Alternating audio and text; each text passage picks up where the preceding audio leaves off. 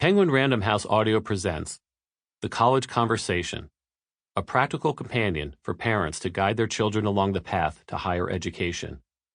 Written and read by Eric J. Furda and Jacques Steinberg. This is Eric J. Furda. This is Jacques Steinberg. In memory of my mother, Virginia, a voracious learner who could not afford the opportunity to attend college, and for my father, Robert, who sacrificed so I had the chance to do so. In memory of my father, Barry, who always set the bar high, and with gratitude to him and to my mother, Edith, for their support in making my own higher education dreams come true. Introduction. Imagine what it's like to be a teenager applying to college at the outset of the third decade of the 21st century. Arrayed before them is a dizzying menu of more than 2,000 four-year colleges and universities in the United States alone, several dozen of which admit only a small fraction of those who apply. A handful of the most exclusive and best-known go a step further and turn away nearly all would-be students.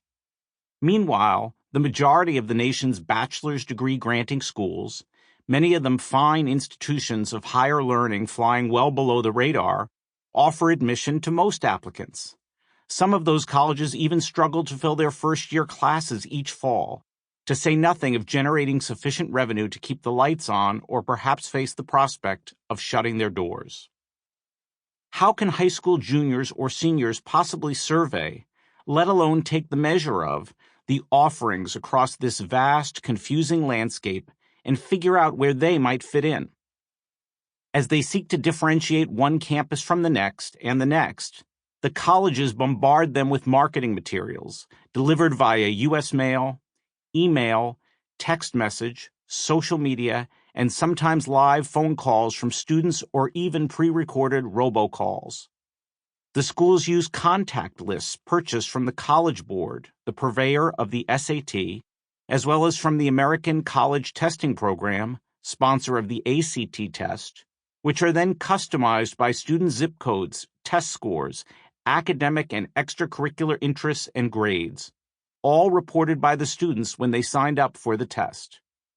Day after day throughout their junior year and senior fall, the utility bills in their family's mailbox are crowded out by lush, full-color brochures, illustrated with panoramic campus photos and punctuated with stats that trumpet measures of student success.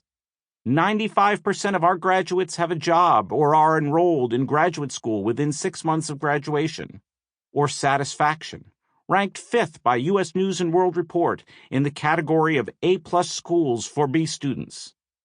By early 2020, there were signs of a backlash against these practices, including the filing of a lawsuit by the parent of a Chicago public school student challenging the sharing of minors' personal data for profit with the colleges.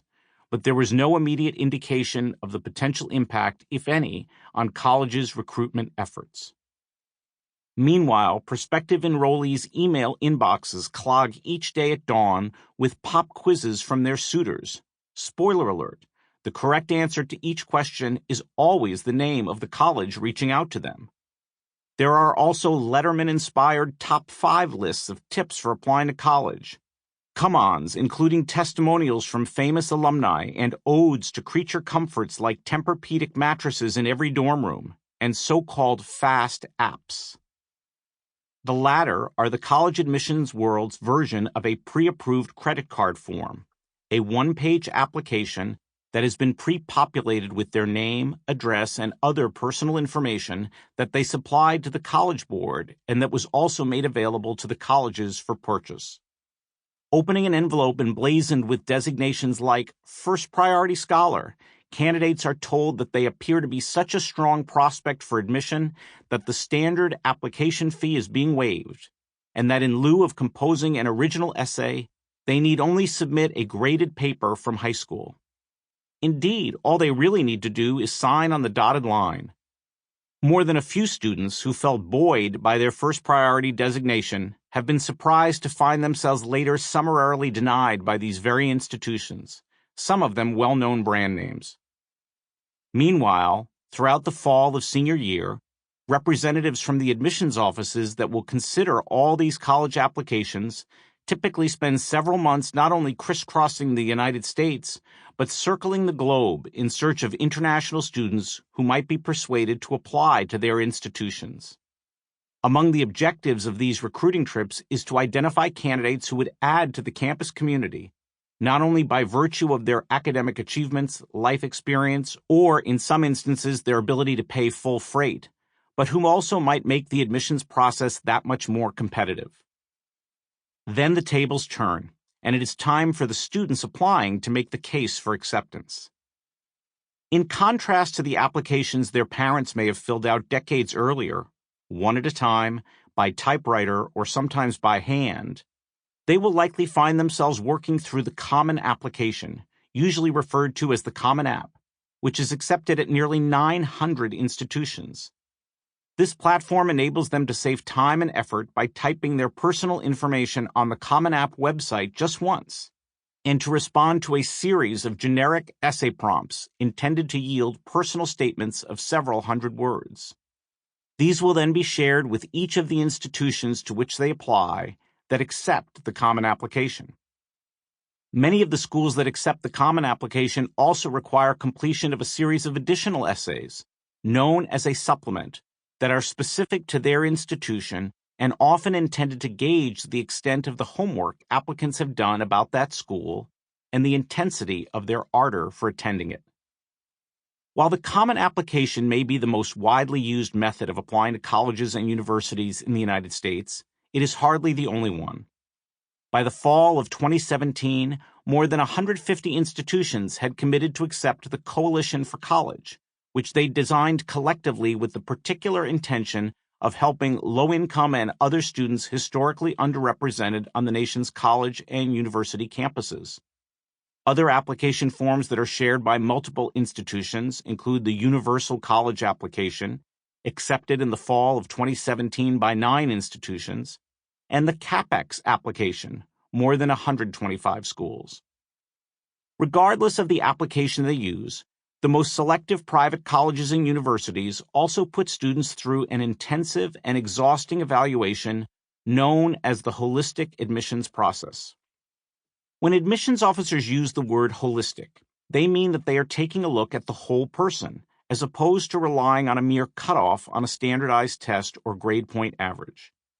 It is a process that prizes a rigorous curriculum, ideally including as many advanced placement courses as a high school student can handle, a sustained passion for and demonstrated leadership within at least a few extracurricular activities, community service, enthusiastic appraisals from teachers and college counselors as conveyed via their recommendations, socioeconomic, racial, and geographic diversity, and in many, though no longer all instances, high scores on the SAT or its chief competitor, the ACT. For those who wish to score higher on these tests, there are any number of in-person and online resources that offer the prospect of a boost, ranging in price from free, including from the College Board itself in partnership with online Khan Academy, to many thousands of dollars.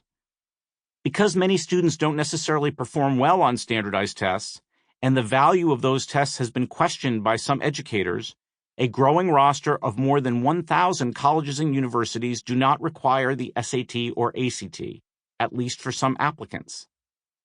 And then there's the matter of figuring out how to pay for it all.